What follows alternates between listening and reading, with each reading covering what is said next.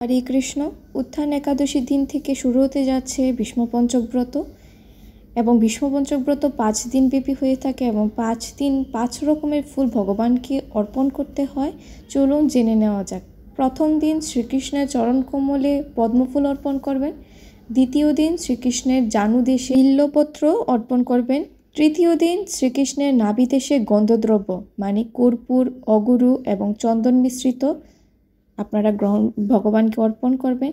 চতুর্থ দিন শ্রীকৃষ্ণের স্কন্দদেশে জবা ফুল ও বিল্বপত্র দুটি আপনারা অর্পণ করবেন। পঞ্চম দিন শ্রীকৃষ্ণের মস্তকে মালতী ফুল অর্পণ করবেন।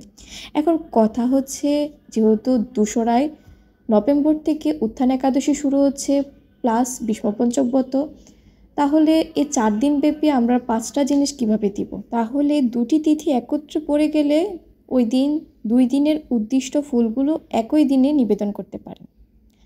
হরে কৃষ্ণ। যদি আপনার নিকট ফুলগুলো না থাকে তবে ভগবানের নির্ধারিত স্থানে নির্ধারিত ফুলগুলো আপনি মানসিকভাবে নিবেদন করতে পারেন। গরুড় পুরাণে সেটি বলা হয়েছে।